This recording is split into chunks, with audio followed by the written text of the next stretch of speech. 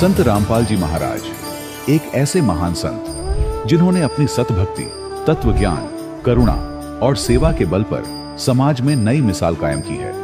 संत रामपाल जी महाराज की अगुवाई में उनके सभी सतलोक आश्रमों से समाज कल्याण के अद्भुत कार्यों ने समाज को सुनहरे भविष्य की एक नई उम्मीद दिखाई है। संत रामपाल जी महाराज से नाम दीक्षा लेने के बाद लाखों लोगों की लाइलाज बीमारियां जैसे कैंसर, एड्स आदि ठीक हुई। संत जी के ज्ञान से प्रेरित होकर उनके अनुयायियों ने लाखों यूनिट रक्तदान किया। संत जी ने लाखों बहन बेटियों का दहेज मुक्त विवाह करवाया।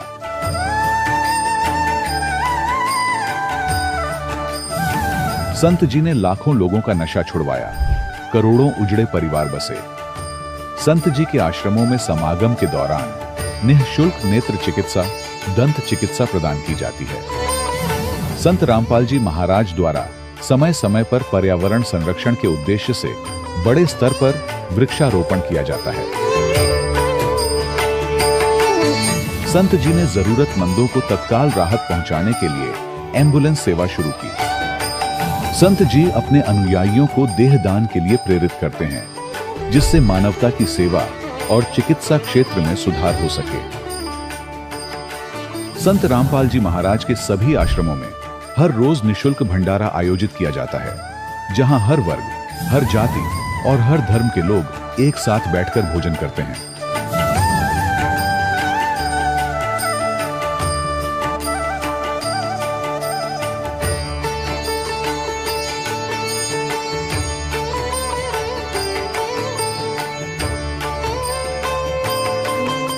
संत रामपाल जी महाराज की अन्नपूर्णा मुहिम ने गरीब और बेसहारा लोगों के जीवन में एक नई ऊर्जा और उम्मीद को जन्म दिया है। घर घर खाद्य सामग्री और जरूरी मदद पहुंचाकर संत रामपाल जी महाराज ने लोगों को दुख और मजबूरी से लड़ने की ताकत प्रदान की है।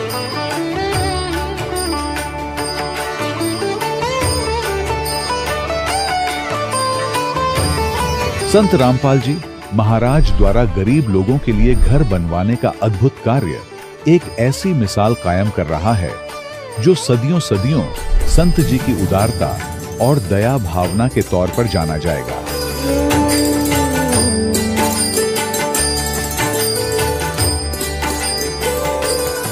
संत रामपाल जी महाराज के आश्रम में हजारों बुजुर्गों को सम्मान और प्यार के साथ जीवन जीने का अवसर मिलता है। उनके खाने, रहने और स्वास्थ्य की पूरी जिम्मेदारी संत रामपाल जी महाराज उठाते हैं। अनाथ बच्चों के लिए संत रामपाल जी महाराज के सभी आश्रम किसी वरदान से कम नहीं। यहाँ उन्हें शिक्षा, संस्कार और भविष्य के लिए बेहतर अवसर प्रदान किए जाते हैं। चाहे बाढ़ हो, भूकंप या महामारी, संत रामपाल जी महाराज और उनके अनुयायी हमेशा ही जरूरतमंदों के लिए सबसे आगे खड़े रहते हैं। कोविड महामारी के दौरान संत रामपाल जी महाराज के आश्रमों से करोड़ों लोगों के लिए भोजन, दवाइयां और जीवन रक्षक सामग्रियां उपलब्ध कराई गई। चाहे गरीब की मदद हो या किसी शोषित और पीड़ित वर्ग के हक और सम्मान की लड़ाई, संत रामपाल जी महाराज ने हमेशा ही उनकी दबी आवाज को सरकारों तक पहुंचाया है और उन्हें उचित न्याय दिलवाने में अहम भूमिका अदा की है। समाज में आध्यात्मिक और सामाजिक मूल्यों के प्रति जागरूकता लाने में संत रामपाल जी महाराज हर कदम पर मानवता के सच्चे सेवक साबित हुए हैं। संत रामपाल जी महाराज का जीवन हमें सिखाता है कि सच्ची सेवा वही है जो निस्वार्थ भाव से की जाए। आइए हम भी इस महान सेवा के कार्य में इस महान संत से जुड़ें और संत रामपाल जी महाराज से नाम दीक्षा लेकर अपने जीवन को धन्य बनाएं।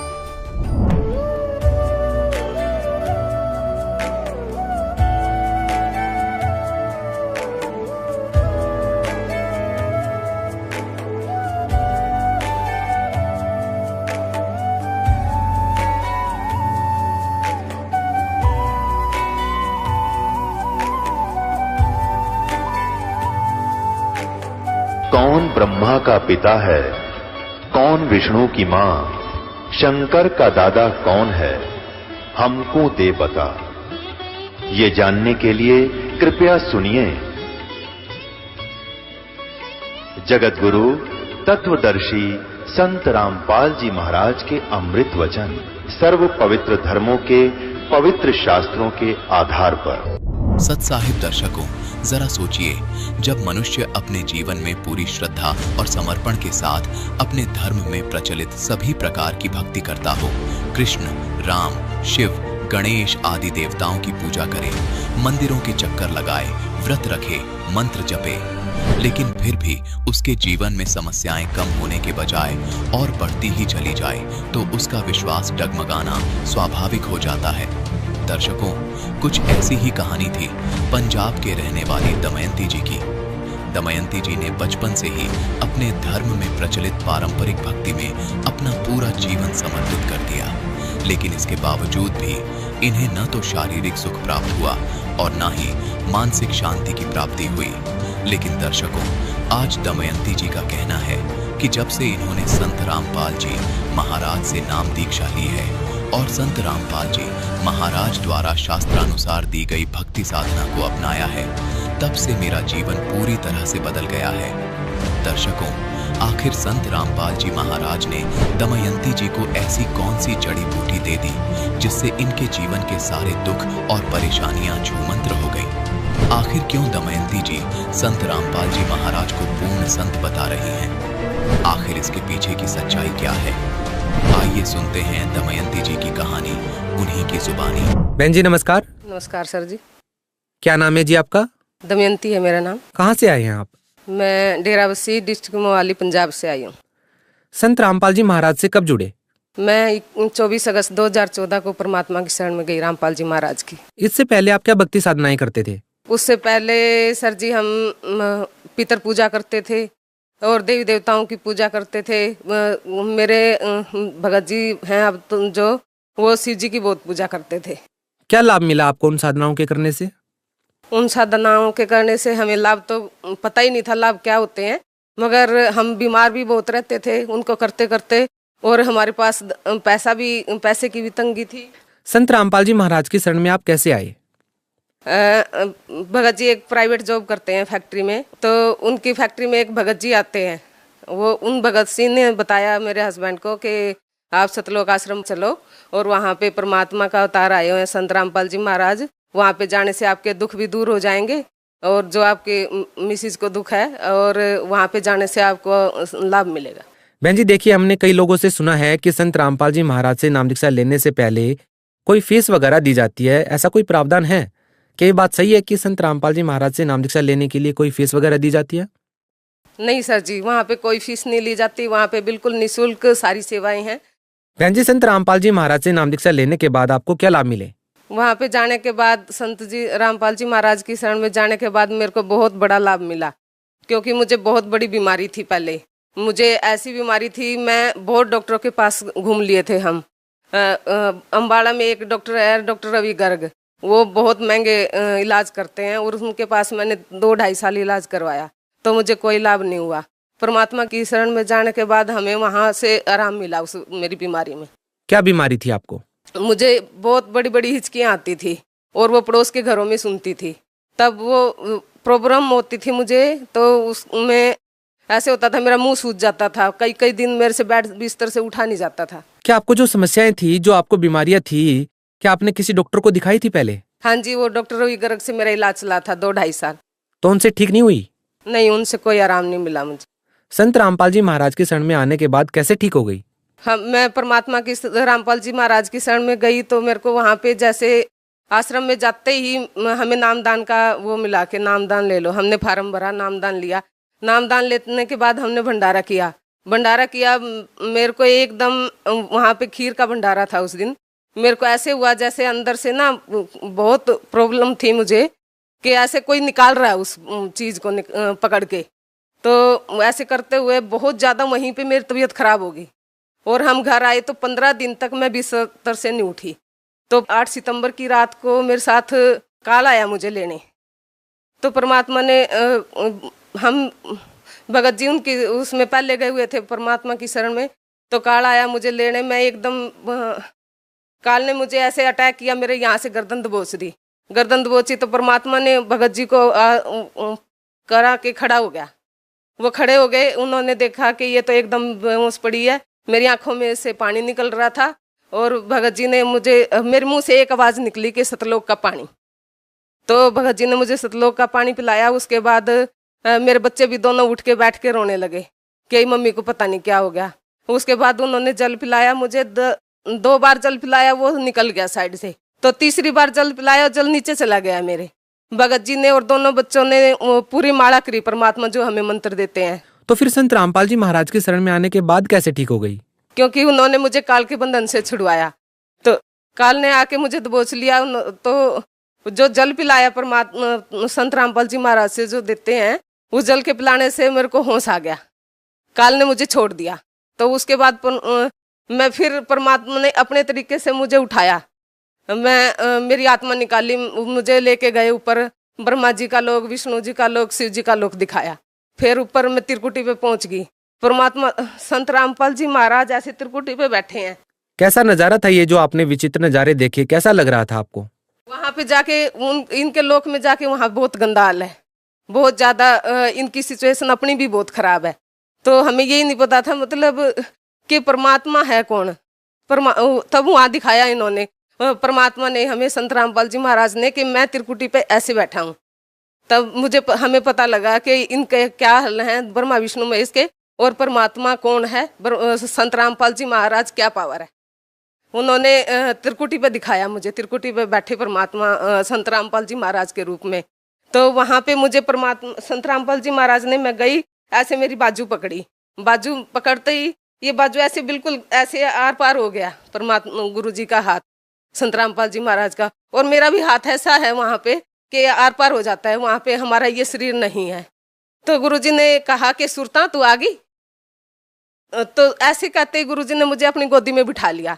और मैं गुरुजी की गोदी में बैठते ही मैं बेड पे एकदम उठ के ही बैठ गई, जैसे परमात्मा ने अपने गोदी में वहीं बिठा लिया मुझे।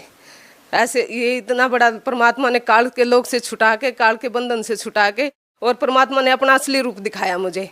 संत रामपाल जी महाराज के शरण में जो भी जाते हैं, ज्यादातर लोगों का कहना है कि उनके शरण में जाने के बाद लोगों ने नशा छोड़ दिया। आपके पति जब संत रामपाल जी महाराज के शरण में गए तो क्या उन्होंने भी नशा छोड़ दिया? नहीं जी, देखो गुरु जी की शरण में, संत रामपाल जी की शरण में जब हम गए, मेरे पति नशा नहीं करते थे। गुरु जी की पहले ये हमारे ऊपर रजा है, हमारे घर में कोई ऐब नहीं था। देखिए, संत रामपाल जी महाराज के बारे में ये भी कहा जाता है कि वो देवी देवताओं की पूजा करने से मना करते हैं। आप इस बारे में क्या कहना चाहेंगे? सतगुरुदेव रामपाल जी महाराज देवी देवताओं की पूजा करने से मना नहीं करते, बल्कि वो हमें अपने शास्त्रों के अनुसार असली पूजा की विधि बताते हैं, असली हमें ज्ञान देते हैं कि ये पूजा ऐसे नहीं करनी, ऐसे करनी है। वो छुड़वाते नहीं है।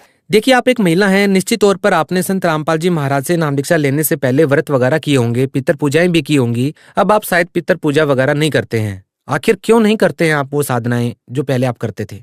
देखो सर जी, हमने पितर पूजा बहुत की और 23-24 साल तक हम शाकुंभरी माता है एक त्रिलोकपुर में, हमारी कुलदेवी है, तो वहाँ भी हम बहुत जाते रहे। उसके बावजूद भी मेरे पति को भी इतनी बड़ी बीमारी थी, उनको भी ऐसे लगता था जैसे कोई मेरे प्राण निकाल देगा अभी।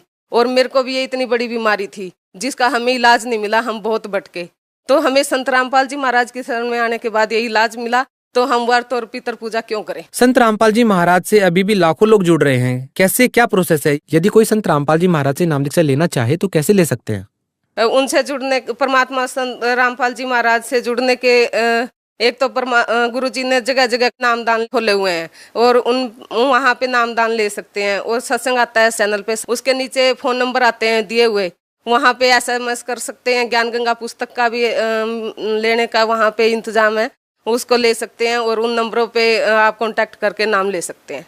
ऐसी कौन सी चीजें आपको लगती हैं जो संत रामपाल जी महाराज को अन्य धर्म गुरुओं से अलग करती हैं?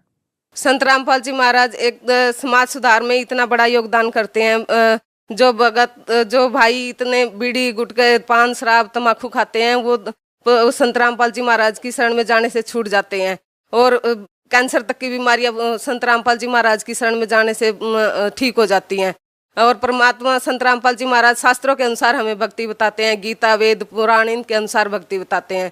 तो वो वो हम देखते हैं, पर गुरुजी हमें ऐसे टीवी पे ऐसे अक्सर दिखा दिखा के बताते हैं। और पढ़ा लिखा समाज है, हम पहले हमें शास्त्रों के बारे में पता नहीं था। सतगुरु रामपाल जी महाराज की शरण में आने के बाद हमें सारे शास्त्र पढ़ने आ गए। उनके परमात्मा ने मीनिंग बताए हमें वो पता लगा कि शास्त्र क्या है और हम आज तक क्या कर रहे थे। तो संत रामपाल जी महाराज ने हमें असली विधि बताई परमात्मा को पाने की। आप भगत समाज को क्या संदेश देना चाहती हैं? भगत समाज से मेरी प्रार्थना यही है कि संत रामपाल जी महाराज की शरण में आओ और अपने दुख दूर करवाओ, अपना जन्म मरण का सबसे बड़ा जो रोग है उससे मुक्ति पाओ। जी धन्यवाद। सत साहिब। दर्शकों, अभी आपने सुने संत रामपाल जी महाराज से दीक्षा प्राप्त करके सुखी हुए भक्त के अनुभव। अब देखिए जगत गुरु तत्वदर्शी संत रामपाल जी महाराज के मंगल प्रवचन। नरुमाल खोला, आंख पूरी होगी। शेख फरीद की उनके गुरु जी की सिद्धि है। अपने आत्माओं, इतनी सिद्धि युक्त प्राणी से संत आसपास उसका खूब बोलबाला हो गया। इस बात से माई ने जब आंखों देखी, सारी कहानी बताई, सारे गांव में चर्चा होगी। और वे ऐसा महापुरुष नहीं देखा।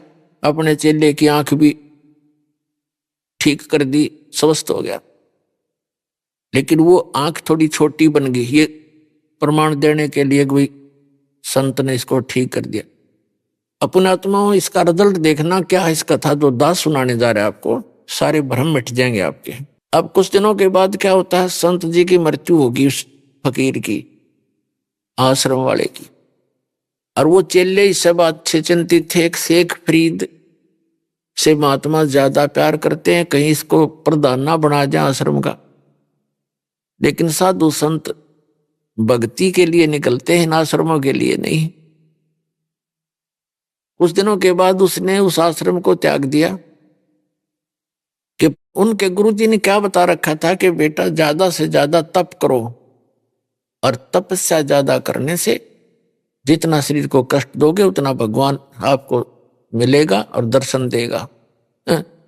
अब देखो कमाल की बात है, सबके साथ ऐसे कर रखा काल ने। आप किसी हिंदू यानी सनातन धर्म के व्यक्ति ने पूछ कर देख लो भगवान कैसा है, कहते निराकार है। और किसी ईसाई को पूछ कर देख लो कैसा है, गॉड गॉड इज फॉर्मलेस, भगवान निराकार है। किसी मुसलमान भक्त ने पूछ लो, वो कहेगा भगवान बेचून है, निराकार है। और तो क्या हुआ, शेख फरीद ने सोचा गुरु जी का आदेश है, वे जितना गणा तप करेंगे भगवान मिलेगा।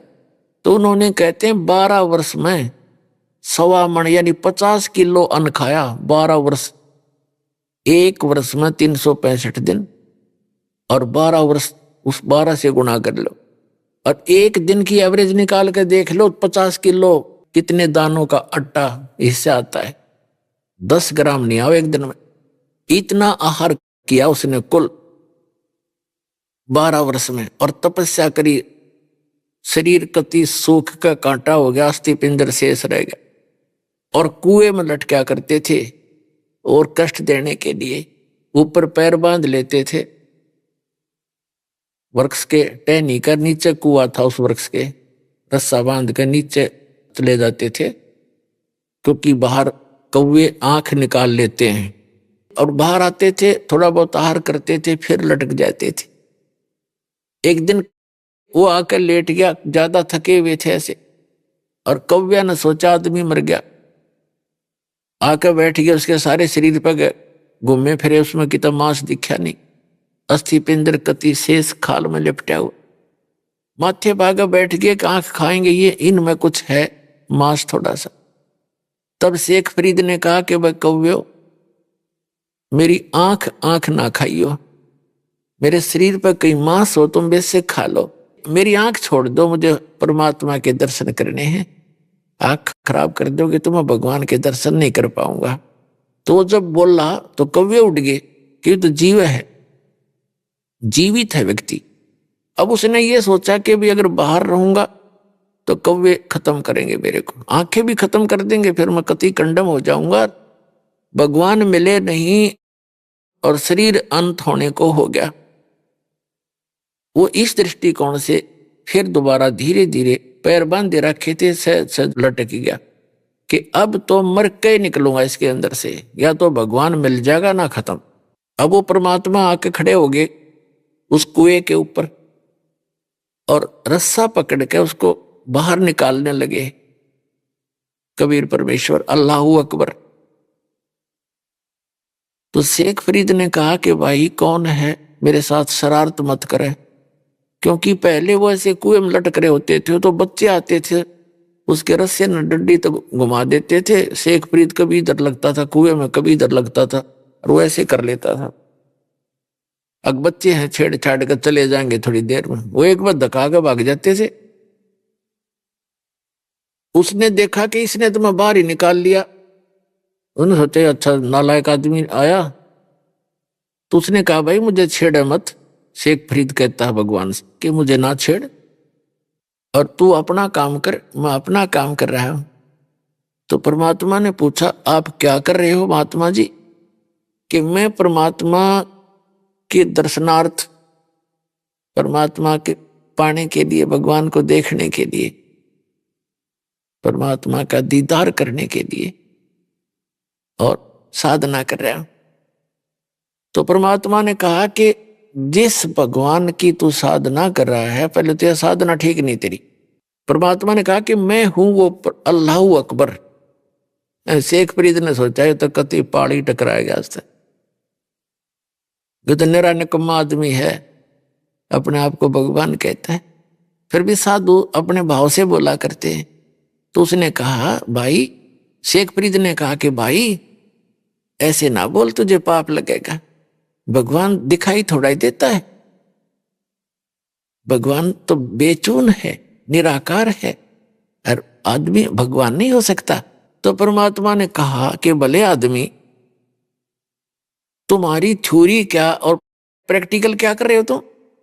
एक तरफ ते कह रहे हो कि भगवान बेचून है, निराकार है, दिखाई नहीं दे, और ऊपर से नहीं होगा उसके दर्शनार्थ में प्रयत्न कर रहा हूं। खाक देखेगा तुम निराकार है तो क्या देखेगा, कुंडले डोरा है?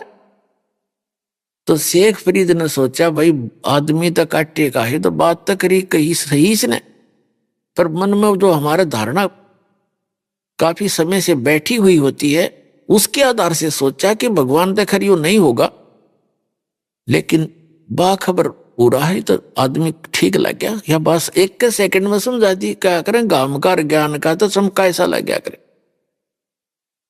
एक का चोट से धारी आदि ने मिलन दाचा, उसकी एकदम बुद्धि घूमेगी, करे सचमुच एक तरफ तो हम निरा बेचून बताओ और फिर उसके दीदार के लिए प्रयत्न कर रहा, दर्शनार्थ भगवान ने देखूंगा, भगवान पाऊंगा, निराकार का पाओगा कि तो फिर उसके यह बात समझ में आ गई। नो के नो पैर पकड़ दिए और लटके ने बोला महाराज मैंने रास्ता बता दे, मैं तो परमात्मा के लिए कर छोड़ के आया था, आज तक मैंने तो शरीर का विनाश कर लिया पर मालिक आसपास नहीं मेरे। तब उसने बताया परमात्मा ने कि भाई इस तरह तो लाख वर्ष कर ले तो भी तरह भगवान निकट नहीं आ सकता। वह विधि मैं बताऊंगा, मेरे पास है बच्चा, साधना करनी पड़ेगी, जब उसकी प्राप्ति होगी। तब उसने धीरे धीरे कहने लगे थोड़ा बहुत आहार भी करना चाहिए, इस शरीर के साथ इसी दुश्मनी मत करो, बड़ी मुश्किल से मिलता है यो। इसमें कहते प्रथम अंदर संयम राखा, योग युक्त सब सतगुरु बाखै। गीता अध्याय नंबर 6 के श्लोक नंबर 16 में कहा कि अर्जुन ये योग ना तो ज्यादा खाने वाले का, ना बिल्कुल ना खाने वाले का, ना ज्यादा सोने वाले का, ना कति घना जागने वाले का कभी सफल नहीं हो सकता। प्रथम अंदर संयम राखै, योग युक्त सब सतगुरु बाखै, यानी पहले खाने पीने पर संयम करे। इतना भी नहीं खाओ दड़ी पक्का खा लो फिर अंगड़ाई टूटे, जा भक्ति कैसे करेगा? और बिल्कुल भी ना खाओ फिर भक्ति बने को ना, पेट इकट्ठा हो जाए। अंदर संयम रखे, सीमित खावे, जिससे भक्ति भी बने और आलस भी ना छावे। तो शेख फरीद का फिर मोक्ष हुआ जब कबीर परमात्मा उसको मिल गए। देखो पुणात्माओं, दर्शन करना भगवान का कोई और बात है, परमात्मा के लोक में स्थायी स्थान पाने से हमें मोक्ष होगा, तब हमारा छुटकारा होगा, उसकी विधि है। जैसे भगवान शिव के साथ पार्वती माता उनकी पत्नी सदा साथ रहा करती, रोज दर्शन कराया करती, और उसका मोक्ष ना, उसको मंत्र मिला। अमरनाथ जो बना हुआ स्थान, वहां पार्वती जी को मंत्र दिया गया था। ये जो पहला आपको 5 नाम दिए जाते हैं, ये 5 नाम का दिया था। उस मंत्र से उसकी इतना मोक्ष हो गया जितना उस मंत्र से होना था। इतना अमरत्व प्राप्त हो गया उसको सच्चे दिल से भक्ति, सच्ची साधना करने से। लेकिन शिव जी के दर्शन से मोक्ष नहीं हुआ उसका। तो पुण्यात्मा परमात्मा 120 वर्ष वो अल्लाह अकबर, वो पूर्ण परमात्मा परम अक्षर ब्रह्म 120 वर्ष काशी में रहे। कितने लोगों ने दर्शन किए? 64 लाख तो शेष हो गए थे उनके उस समय, और सब ने दर्शन किए और कोई पार ना हुआ, क्योंकि उन्होंने उनके द्वारा बताई गई साधना पर विश्वास नहीं किया, वह साधना पूरी ना की और उनको एज ए गॉड ट्रीट नहीं किया। तो परमात्मा के लोक में जाने के लिए हमारी मर्यादाएं हैं, कुछ मंत्र हैं। उन मंत्रों की शक्ति से इस शरीर के अंदर जो हमारे सूक्ष्म शरीर है बॉडी के अंदर, इस स्थूल शरीर से प्रयत्न करके साधना करके हम उसको चार्ज करना हमने। और इस शरीर को छोड़ देंगे तो ऊपर का यहाँ का इस काल का दिया से प्राप्त मटेरियल है, इसको तो ये इतना समान इसको छोड़ दे, इसके अंदर जो शरीर है वो हमारा इतना चार्ज हो जाएगा और फिर वो इससे निकलते ही और फुल स्पीड तो ऊपर जाएगा तिरकुटी पर। इन सब के अकाउंट क्लियर मिलेंगे आपको, क्योंकि ये जो शरीर है सूक्ष्म शरीर फिर इतना लंबा हो जाएगा इससे निकलते ही भक्ति युक्त प्राणी का। जैसे आप कभी सूर्य की तरफ पीठ करके सुबह सुबह 10 बजे से 10-11 बजे से पहले सूर्य की तरफ पीठ करके और अपनी छाया पर ध्यान रखना, अपनी छाया की छाती पर काफी देर 1 मिनट एकटक देखते रहना और फिर सामने देखना। आपको जमीन से लेकर आसमान को छूता हुआ आपका सिर, नीचे पैर, इतना लंबा शरीर दिखाई देगा। तो ये शरीर इतना लंबा हो जाता है, फिर ये आत्मा यहां से स्टार्ट करती है मूल कमल से, इसमें से सूक्ष्म शरीर से, इसमें से निकलकर फिर त्रिकुटी में जाती है। त्रिकुटी ये वहां पहुंच जाता है, त्रिकुटी उस त्रिकुटी के पास ही। तो वहां यहाँ सारा क्लियर अकाउंट करके वहां पहुंच करके फिर आगे सब मंत्रों की जो भक्ति है वो स्थान स्थान पर इनको डिपॉजिट कराते चले जाएंगे, हमारा अकाउंट क्लियर होता चला जाएगा, तब हम सतलोक जा पाएंगे। तो इस प्रकार मोक्ष होगा। तो पुण्यात्माओं, आज का जो सत्संग है कि पूर्व के संस्कार जो प्रारब्ध यानी किस्मत में लिखे हुए बैड जो हमारे बुरे पाप कर्म हैं, बुरा लेख है, उनको भी पूर्ण परमात्मा काट सकता है, आपको सुखी कर सकता है, आपकी आयु भी बढ़ा सकता है। और जैसे पुनर्जन्म के ऊपर जो बहुत सी भ्रांतियां हैं मानव के अंदर, तो पुनर्जन्म होता है और पुनर्जन्म के आधार से ही यहाँ कोई गरीब है, कोई अमीर है पूर्व जन्म के संस्कार से, और कोई रोगी है, कोई स्वस्थ है, कोई मंत्री है, कोई प्रधानमंत्री है, कोई एक रिक्शा चालक है, कोई कागज चुगता फिरता है, कोई कुछ कर रहा है। तो ये पूर्व जन्म की किस्मत है, पूर्व जन्म के प्रारब्ध में लिखे हुए संस्कार से है। और परमात्मा का एक विधान है कि जो जन मेरी शरण है ताका हूं मैं दास, और गेल गेल लाग्या फिरो जब तक धरती आकाश। एक राबी नाम की लड़की थी, मुसलमान समुदाय में उसका जन्म था, और वो बहुत पुण्यकर्मी थी, पूर्व जन्म की संस्कारी बेटी थी, भगवान की आत्मा थी। तो वो अल्लाह अकबर, वो कबीर परमात्मा उस बेटी को मिला जब वो घास फूस लेने के लिए जंगल में गई हुई थी अपने खेतों में। साधु संत को देखकर पुण्यकर्मी प्राणी उस तरफ आकर्षित होते हैं। महात्मा जी को उस बेटी ने प्रणाम किया, उसका विवाह नहीं हुआ था जब तक। तो उस लड़की ने प्रणाम किया, परमात्मा ने कहा बेटा भक्ति करा करो, मनुष्य जीवन भक्ति के लिए मिलता है। उसने बताया जी हम ऐसे ऐसे भक्ति करते हैं, नमाज भी करते हैं, ऐसे करते हैं वैसे करते हैं। उन्होंने सारा कुछ समझाया, बेटी ये नमाज तो ग्लूकोज है, जैसे आज की भाषा में बताऊं आप। और वास्तविक भक्ति जो है रोग काटने की औषधि से भिन्न है, वो मंत्र है, वो मेरे पास है बेटा, इसकी भक्ति करने से मोक्ष होगा। जिंदा महात्मा के रूप में बैठे थे। जिंदा महात्मा मुसलमानों में होते हैं, और मुसलमानों को मुसलमानों के महात्मा की बात का जल्दी असर होता है। तो लड़की बात समझ गई, साधु संत सच्ची कहा करते हैं। उन्होंने जो दंत कथा सुन रखी थी मुल्ला और काजियों से, वो साधना वो कर ही रही थी। तो परमात्मा से उन्होंने कहा ठीक है महाराज जी, जो आप कहोगे मैं से कर लूंगी कि बेटा भक्ति कर, ये मंत्र जाप किया कर। 5 मंत्र दिए उसको पहले वाले। अब वो मंत्र करती रही, घर वालों से गुप्त रखती रही, लेकिन उसने निर्णय ठान लिया कि मैं शादी नहीं कराऊंगी, क्योंकि पूर्व जन्म की पुण्यकर्मी प्राणी थी और फिर भक्ति से और भक्ति में रंग मिल गया, उसकी और भक्ति बढ़ती चली गई, आस्था भगवान में बढ़ती चली। अब माता पिता को चिंता हुई, लड़की युवा होगी, बेटी को घर रख नहीं सकते, विवाह करना कंपलसरी, वह मान नहीं रही।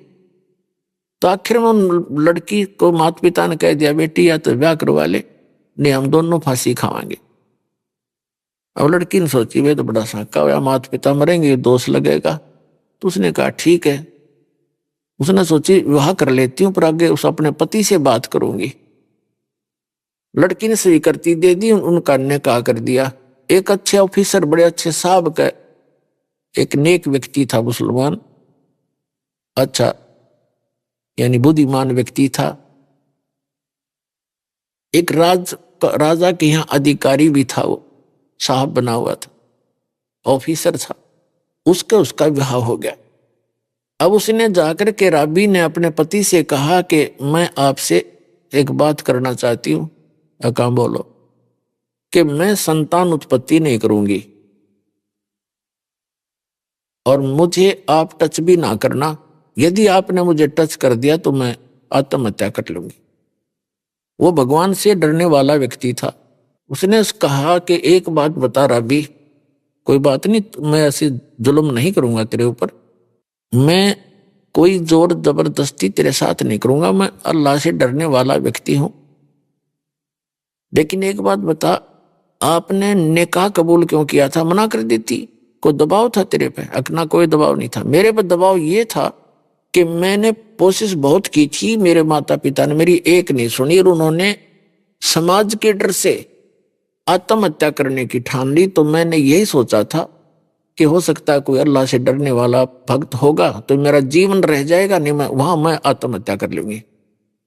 मैं इसलिए विवाह किया है, मेरे माता पिता समाज के डर से मुझे घर नहीं रख सकते थे। तो समझ गया सारी कथा 1-2 मिनट में। फिर उसने कहा कि देख राबिया, बात सुन ले, मेरा भी समाज है, मेरा भी कुल है, ठीक है, मैं तुझे टच नहीं करूंगा, मेरी बहन की तरह रहेगी, लेकिन समाज की दृष्टि में रहना पड़ेगा मेरी पत्नी के रूप में। अपने तेरा अलग मकान बना दूंगा और तू अपना भक्ति करना, मैं अपना और विवाह कर लूंगा। मुसलमानों में कई विवाह हो जाते हैं। उसने ऐसा ही किया और वो लड़की अपना 100 शुक्र मनाया अल्लाह का। अब उस लड़की ने क्या किया, जो परमात्मा से प्राप्त भक्ति वह तो छोड़ दी, क्योंकि वो तो एक दिन मिल ले, और वह समाज का हर रोज देखते हैं कि सब एक ही जैसी साधना कर रहे हैं, तो वह छोड़ दी, वह उन्हीं वाली करने लगी। 2-4 वर्ष साधना की उसने। फिर शादी होने के बाद वहां के सामाजिक लोग जैसा भी कर रहे थे वो ही करने लगी। नमाज करे 5 वक्त, अपना जैसे भी। जब वो होगी 50 वर्ष के आसपास, तो ये हज करने जाते हैं मक्का में। तो उसने अपने पति से कहा कि मैं हज करने जाना चाहती हूं। उसने देखा कि 50 साल की उम्र होगी, आज तक ये कभी मैंने बाहर की औरतों के साथ बैठी भी नहीं देखी और सीधी आत्मा की। उसने कहा कि आप जा सकते हो, मुझे तो समय नहीं है, ना मैं भी तेरे साथ चलता। वो कह ली मैं चली जाऊंगी।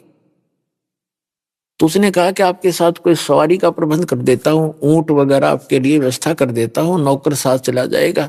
वो कहने लगी नहीं, मैं पैदल जाऊंगी। भावना थी कि पैदल जाऊंगी और ज्यादा लाभ मिलेगा, और भी बहुत सी बहनें जा रही है, मैं साथ चली जाऊंगी। एक अच्छा, वो चली गई। जब मक्का से 50-60 किलोमीटर मील 60 मील जब रहेगी, तो चलते चलते कोई आगे जा रही थी, कोई पीछे रह जाती थी, कोई थक जाते थे यात्री, बैठ जाते थे। तो दोपहर का समय था, राबिया मरुस्थल से गुजर रही थी। वहां एक कुआं था और उस कुएं के पास ही कोई झाड़ी के एक स्थान था, उसमें कुतिया ने बच्चे दे रखे थे, उसके छोटे छोटे बच्चे थे। और वो प्यास से इतनी व्याकुल थी कि यदि उसको जल ना मिलता तो शायद ही चंद घंटों की मेहमान थी, मर जाती।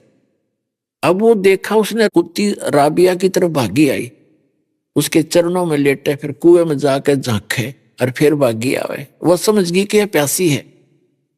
वहां जाकर देखा राबिया ने कि वहां कोई ना कोई बाल्टी है ना कोई रस्सी है, पानी अवश्य है कुएं के अंदर। अपने आत्माओं, ऐसी प्यारी आत्माओं, ऐसी समर्पित आत्माओं को रास्ता ना मिलने से कैसे दुखी होते हैं, सही मार्ग ना मिलने से। उस लड़की ने आव देखा ना ताप देखा, लंबे लंबे सिर के बाल थे, वो बाल पाड़ने शुरू किए फटाफट। आधे से ज्यादा सिर के बाल सारे पाड़ गए, लहूलुहान होगी, और उससे रस्सी बांटी लंबी। अपने कपड़े उतारे, मोटे मोटे कपड़े होते थे पहले खद्दर के, और कुएं में फांसे हुए बालों की रस्सी से बांधकर उसको बाहर निकाला। एक मटका पड़ा था, खड्डा सा था, मटका टूटा हुआ, उसके ठेकरे में, उस टुकड़े में कपड़े निचोड़े, फिर निकाले, फिर निचोड़े। और एक कुतिया खूब छिका दी, और फिर अपने पूछ पाछ के सरने, और फिर कपड़े पहनकर और चलने की सोची थी। उसी समय वो मक्का उठ गए, वो मक्का मकान पूरा मंदिर, और कुएं के साथ में आकर लग गया, जैसे प्लेटफार्म पर रेलगाड़ी लग गया करे। उसने, राबिया ने देखा। अब राबिया ने देखा कि मक्का आ गया। मक्के के लिए एकदम दौड़ के गई इसमें, और सजदा करवा, सजदा करने लगी, इतना वहां से मक्का उठा। उसी समय एक अब्राहिम सुल्तान अधम नाम का एक राजा था। वो आत्मा कबीर परमात्मा की प्यारी थी, परमात्मा के ज्ञान को समझ चुका था, मुसलमान था, और वो राज त्याग कर सन्यासी हो गया था। वो वहां गया हुआ था मक्का में, क्योंकि संत वहां जाते हैं जहां श्रद्धालु इकट्ठे होते हैं। और वो अब्राहिम सुल्तान उनको समझा रहा था, ये मक्का नहीं एक मकान है भाई, इसमें अल्लाह नहीं है, उसकी पूजा की विधि भी आपको पता नहीं है, मैं बताऊंगा। वो ऐसा चर्चा चल रही थी। इतने में देखा सबने कि मक्का कहाँ गया, मक्का कहाँ गया, अरे मक्का कहाँ गया। तो अब्राहिम सुल्तान अधम कहते हैं कि मक्का नहीं मकाम, और गया रांड के लैंड कोनों का अधम सुल्तान। तो अपने आत्मा सोचने की बातें हैं कि उस महापुरुष ने इतनी, जिसके लिए मक्का उठ के चला गया, उस औरत को, उस बहन को सुल्तान अधम ने कहा कि एक नालायक बहन को लेने गया, एक नालायक स्त्री को। अब वो तो नालायक कह रहा है, और वहां मक्का उठकर उसके लिए गया, राबी के लिए। तो पूरे मुसलमान धर्म में वो एक बहुत ही आदरणीय बहन होगी कि भक्ति ईमान लाओ तो ऐसा लाओ। अब वो क्यों कह रहा था, वो इसलिए कह रहा था कि इसने वह सही भक्ति दी छोड़ फिर डले ढूंढ लाएगी, और उस भक्ति से इसके अंदर ये सिद्धि शक्ति मालिक की दी हुई उस भक्ति से है, इसके लिए परमात्मा कर रहा है। अब इसकी बुद्धि खुल नहीं। अपने आत्माओं, जैसे शेख फरीद के गुरुजी थे, उनमें कितनी सिद्धि थी, आंख भी ठीक कर दी, लेकिन मोक्ष नहीं था। तो इस आंख ने के फूका 10 दिन पीछे फिर जल जाती है। तो जो मोक्ष नहीं हुआ तो इन सिद्धियां ने भी किए चाटा। परमात्मा कहते हैं हमारे शब्द के अंदर हम जो मंत्र देते हैं, शब्द महल में सिद्धि 24, हंस बिछोड़े विश्व बीसा। कहते हैं हमारे शब्द में, इस नाम से आप में 24 सिद्धि आ जाएंगी, लेकिन इसको प्रयोग करने लगे तो यहीं के यहीं रह जाओगे। आपकी टायर पंचर हो जाएगा आपकी गाड़ी में, दुनिया में प्रभुता अवश्य हो जाएगी, इसको छूना भी नहीं तुम। और उसने टायर पंचर कर दिया 4 साल की भक्ति में। वो सिद्धि तो थी उसकी, मालिक साथ था अपनी बेटी के। जब जिसने इतनी कुर्बानी कर दी, इतनी भावना नहीं, उसकी आस्था टूट जाती, तो वहां मक्का उठा के धर दिया मालिक ने, ले बेटी तो ये मक्का मार ले माथा, यही धर दिया उठा के तेरे लिए। अब उधर से वहां तो वाह वाह होगी, भाई भक्ति हो तो साधना, ईमान लावे तो राबिया जैसा लावे, भक्ति करे तो ऐसा करे। देखो अब उनका ये भ्रम हो गया कि सादिया भी राबिया भी वही भक्ति कर रही जो हम करते, इससे अगर हम सही करेंगे तो हमें भी ऐसे फल मिलेगा। लेकिन उनको जड़ का पता नहीं था, वो साधना कौन सी कर चुकी थी और फिर तो वह गुमराह हो चुकी थी।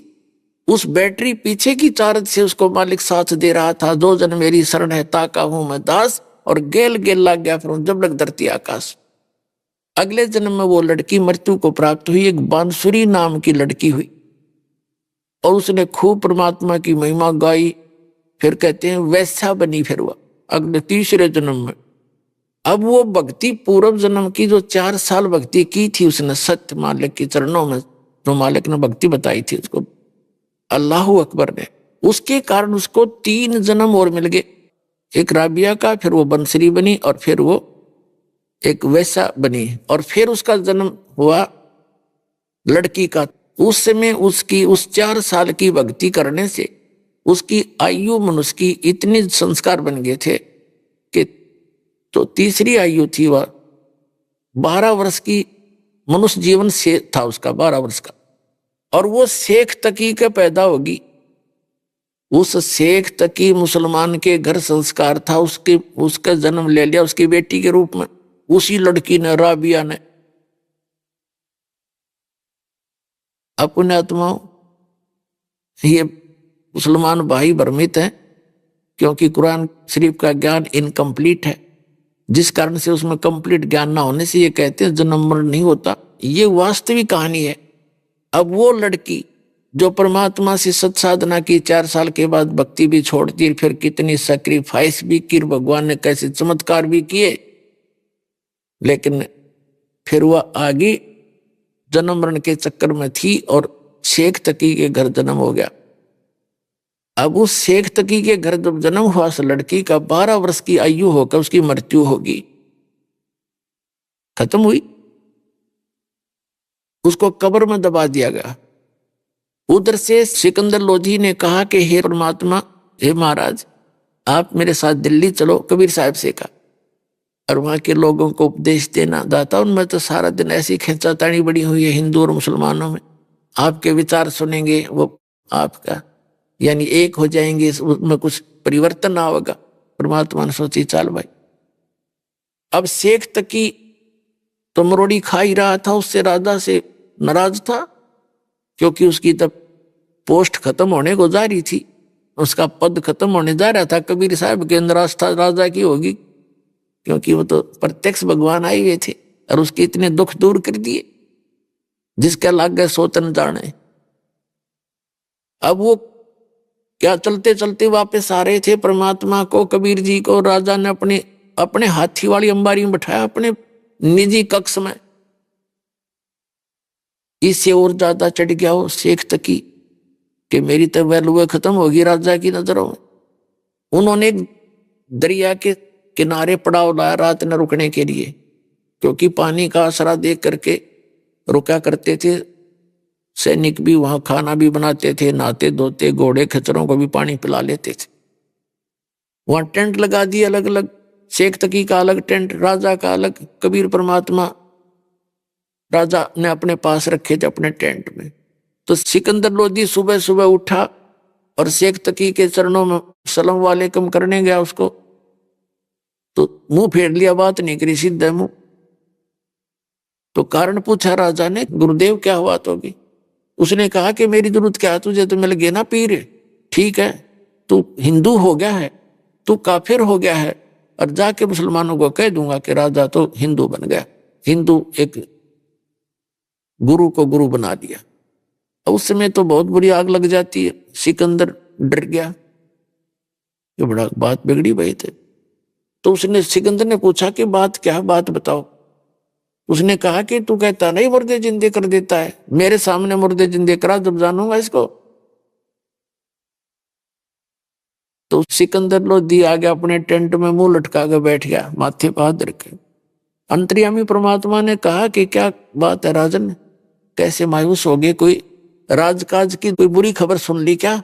सिकंदर लोधी ने कहा कि भगवान हे अल्लाह, आपके रहते तो क्या दुख हो सकता है, पर ये मेरा गुरु है ना धार्मिक, ये मेरा सिर दर्द है। अब यूं नाराज हो गया न्यू कह है कि मुझे अब मेरे सामने मुर्दा करके दिखा, जब मैं मानू इसमें कोई शक्ति है। तो इसको भगवान समझ रहा है। हमारे अल्लाह के नबी ने, हमारे अल्लाह के रसूल ने, नबी मोहम्मद ने गाय मार के जीवित की थी वचन से, और यूं मेरे सामने जीवित करके दिखा दो, अगर ये पैगंबर भी है तो। तब परमात्मा ने कहा कि जाकर उसको कह दो राजन कि कोई मुर्दा ले आवे, कोशिश कर लेता हूं। अब राजा को तो पता था मेरी आंखें आगे कर रखा है, इस आंखों के सामने क्या नहीं कर देंगे। तो कहा कि पीर जी कोई मुर्दा ले आओ। कबीर परमात्मा कबीर जी कह रहे हैं कि ला कर देता हूं उसको जिंदा, फिर तो मान लेना। परमात्मा ने ये सोचा था कि अगर ये मान गया, शेख तक ही मान ले मेरी बात को, तो सारे मुसलमानों ने कह देगा भाई भगवान आ रहे हैं, आ जाओ कल्याण करवा ले, उनका उद्धार हो जाएगा, परमात्मा के बच्चे मुझे पहचान लेंगे। लेकिन ये जो भी हमारे धर्म गुरु रहे हैं सदा से ही, सभी तो नहीं, जो पुण्य आत्मा है वो तो हमेशा परमार्थ ही सोचा करते हैं। अधिकतर इनकी वैरायटी सी रही है, ये मानने को ना चाहे खुदा आ जाए इनके सामने, उससे भी विवाद करेंगे। आप नहीं मानेंगे, जनता बेसिक मान जाओ। इतनी कर्महीनता आ जाती है इनके अंदर।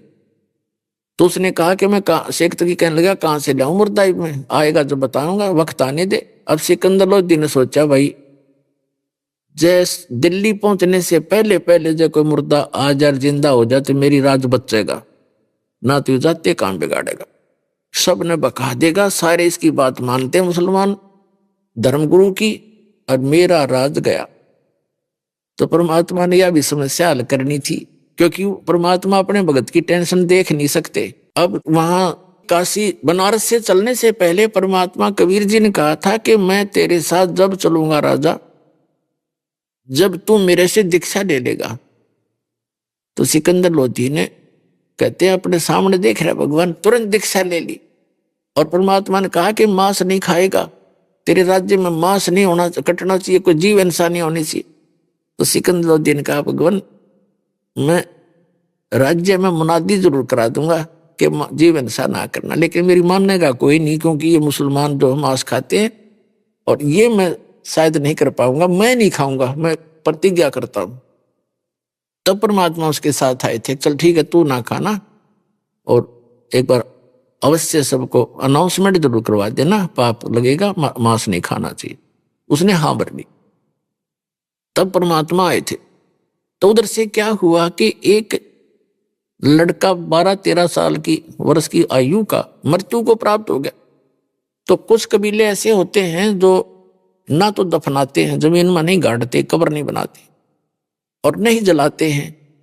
वो क्या करते हैं, जल प्रवाह कर देते हैं उसको, वो उनका अंतिम संस्कार है। एक कोई घास फूस का पूला सा बना के उसके ऊपर आदर से रख देते हैं और उसको जल प्रवाह कर देते। ऐसे अंतिम संस्कार किया हुआ एक 12-13 वर्ष की आयु का लड़के का शव आ रहा था उसी दरिया से।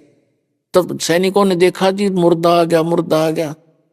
तो सिकंदर लोधी के जान में जान आई, को आ गया तो मेरे पीछा छुटेगा, कर देंगे काम, यू मान जाएगा। फिर शेख तकी, तो इतने में सब इकट्ठे हो गए, शेख तकी भी आ गए, कबीर साहब को बुला लिया। तो कबीर साहब ने कहा शेख तकी पहले तय कर, कहीं फिर पीछे तो नंबर बनावा तो मैं भी कर दूं। तो शेख तकी सभी ने कहा जी ठीक है करो आप। वो लोग अपने पंतर मंत्र उतारिया, इतने काफी जो डाउन स्ट्रीम में पहुंच गया, मुर्दा बहता हुआ।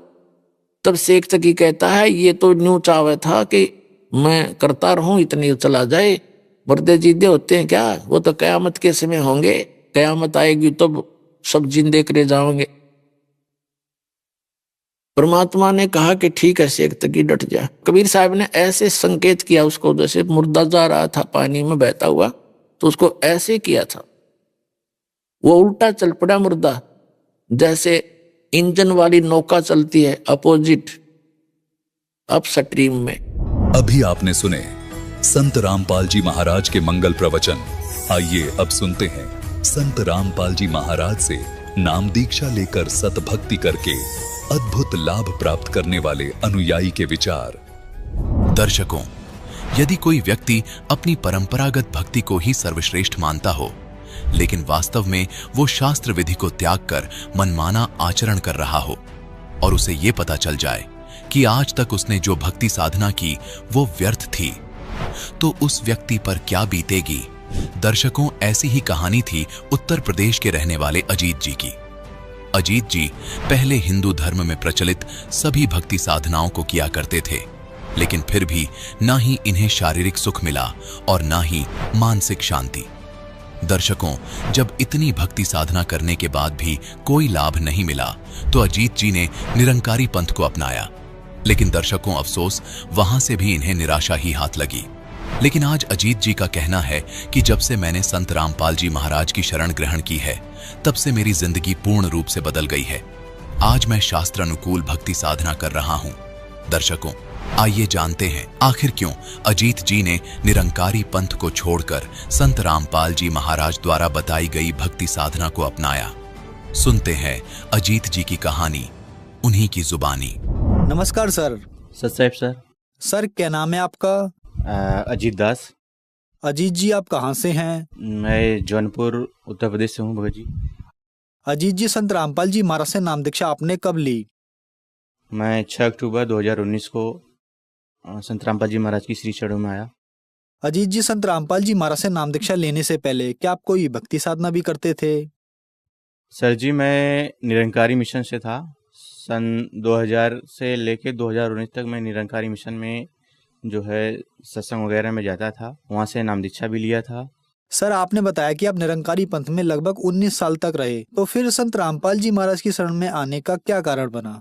सर, संत रामपाल जी महाराज की शरण में आने का दास को ऐसे कारण बना। दास जो है भूत प्रेतों से बहुत दुखी था और आर्थिक रूप से भी दुखी था। तो मैं सोचा कि ओके, उसके बाद मेरी जो पत्नी है, पत्नी के ऊपर भी भूत आते थे और दास जब घर में सोता था वहाँ पे भूत प्रेत जो है मुझे आके दबाते थे। जैसे रात को 12-1 बजे 3 बजे कभी भी दबा देते थे, अकेला सोता था। मैंने बहुत लोगों के पास गया जो देवी देवताओं की भक्ति करते हैं, उनके पास गया कि मेरे साथ ऐसा ऐसा हो रहा है। तो उन्होंने बोले कि भाई आपके घर में बहुत सारे भूत हैं, उनकी वजह से प्रॉब्लम हो रही है। तो वो देखते थे, देखने के बाद जो है वो बोलते चलो आपको ठीक हो जाएगा। लेकिन 1 महीना 1.5 महीना ठीक रहता था, फिर वैसी प्रॉब्लम चालू हो जाती थी। यहाँ तक कि जो निरंकारी मिशन के जो लोग हैं, जो बुजुर्ग उसमें महाराज लोग हैं, उनसे मैंने बात किया कि जो है हमारे साथ ऐसा हो रहा है, मतलब भूत प्रेत हमें बहुत परेशान कर रहे हैं। तो बोलते हैं कि भाई भूत प्रेत होता ही नहीं। और तो दास के मन में यही है कि अब इनको हम कैसे बताएं कि भूत प्रेत होता है कि नहीं होता, ये मेरे साथ घट रही है, ये रियल हो रहा है। दास को इतना पता था कि मनुष्य जीवन जो है मोक्ष के लिए मिलता है, लेकिन जो है हम कहें कि जब हमारे जो निरंकारी मिशन में रहते हुए भी अगर हमें भूत परेशान कर रहे हैं तो हमें ये मोक्ष क्या खाक देगा। आज हमें डाउट हुआ कि हमें मोक्ष यहाँ से नहीं मिलेगा। और क्योंकि हम निरंकारी मिशन में जाते थे तो हमने सोचा कि ये सही मतलब सच्ची साधना है, इसके वजह से हम उसमें जो है मन लगा के भक्ति करते थे।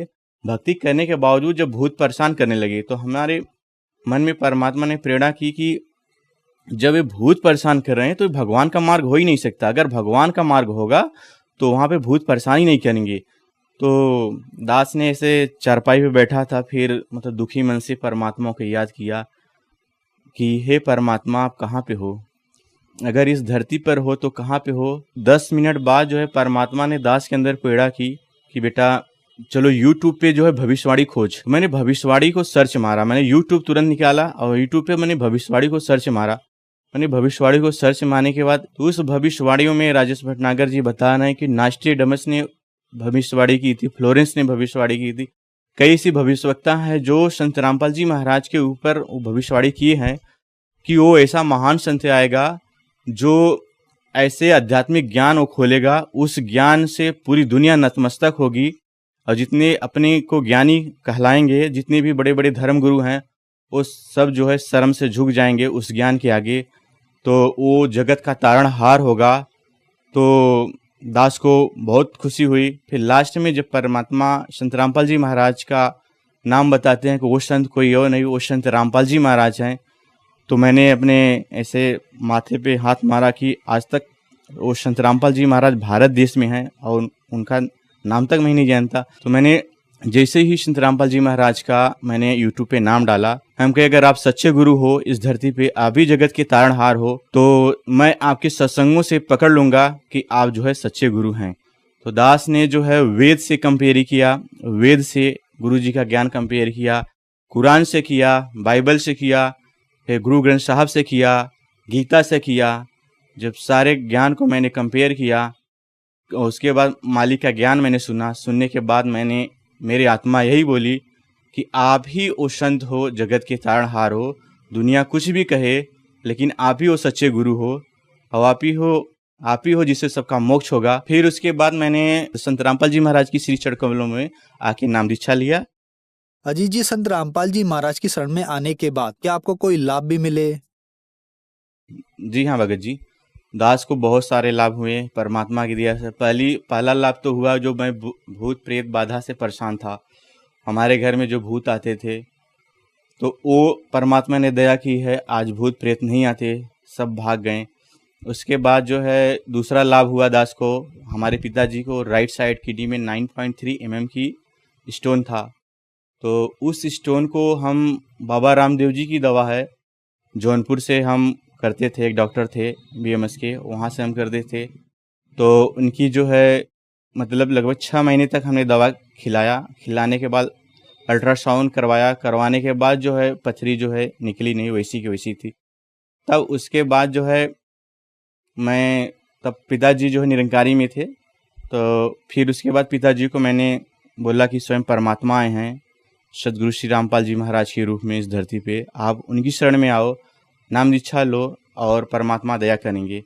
तो पिताजी ने 1 महीने बाद भी मालिक की श्री चरणों में आए, और आने के बाद जो है 2 महीने भक्ति करने के बाद संत रामपाल जी महाराज ने ऐसी दया की कि उनकी पथरी गायब हो गई, आज वो हेल्दी हैं। तीसरा हमें लाभ है सर जी कि हमारी माता जो कि कैंसर था, और उस कैंसर वजह से उनका लगभग 2 साल पहले से था, हम लोग मालिक शरण में नहीं आए तो उसके पहले से कैंसर था, उनकी पूरी बॉडी काली हो गई थी। मैं संत रामपाल जी महाराज के आश्रम में फ़ोन किया कि भगत जी, दास की जो माता है ऐसे ऐसे प्रॉब्लम है, उनको कैंसर है, और इस कैंसर वजह से बॉडी समय पूरी काली हो गई है, और दास मालिक के चरणों में प्रार्थना लगाना चाहता है। तो वो प्रार्थना हुई, आज उनकी दया से आज हमारी माता जी सही हैं। मेरी भैंस थी 6 दिन तक जो है न तो खाई न तो पानी पी थी, उसका मुंह पूरा तरह से बंद था।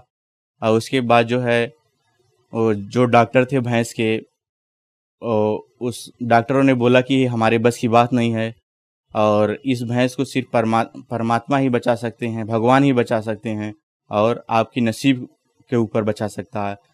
तो और सब बहुत सारे लोग, हमारे गांव के लोग भी आए कि सब लोग देखे, तो लास्ट में सब ने यही कहा कि हाँ, इसको जो है सिर्फ परमात्मा ही बचा सकते हैं, भगवान ही बचा सकते हैं। तो दास भी बोला कि हाँ, इसको अब सिर्फ परमात्मा ही बचा सकते हैं, और परमात्मा संत रामपाल जी ही बचा सकते हैं इसको। तो दास ने संत रामपाल जी महाराज के श्री चरण कमलों में अरदास किया, तो परमात्मा की दया हुई। और फिर उसके बाद जो है 2 घंटे बाद जो है वही भैंस जिसने 6 दिन तक मुंह नहीं खोला था, नहीं खाया थी, उसी ने आधी बाल्टी पानी पी और आधा जो भगोना होता है उसमें खाया, और आज जो है स्वस्थ है वो भैंस। वो आज हमारे घर पे भी पड़ी है। मालिक ने तो बड़े जो है चमत्कार करते ही रहते हैं भगत जी। सर, संत रामपाल जी महाराज से नाम दीक्षा कैसे ली जा सकती है? सर, संत रामपाल जी महाराज से नाम दीक्षा बहुत आसानी से आप ले सकते हैं।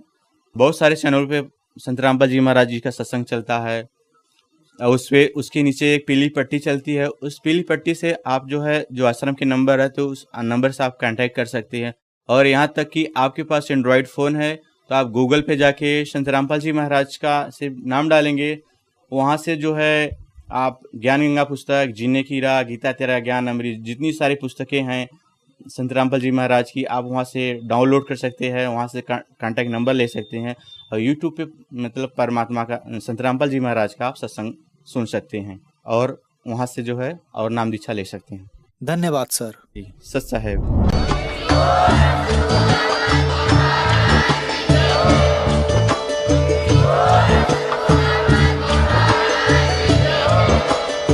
आप सुन रहे थे जगत गुरु तत्वदर्शी संत रामपाल जी महाराज जी के मंगल प्रवचन। अधिक जानकारी के लिए विजिट कीजिए हमारी वेबसाइट www.jagatgururampalji.org। संत रामपाल जी महाराज जी के शुभ आशीर्वाद से पूरे विश्व भर में 500 से भी ज्यादा नाम दीक्षा केंद्र हैं, जिन पर संत रामपाल जी महाराज जी द्वारा ऑनलाइन निशुल्क नाम दीक्षा दी जा रही है। अपने नजदीकी नाम दीक्षा केंद्र का पता करने के लिए संपर्क करें 8222880541।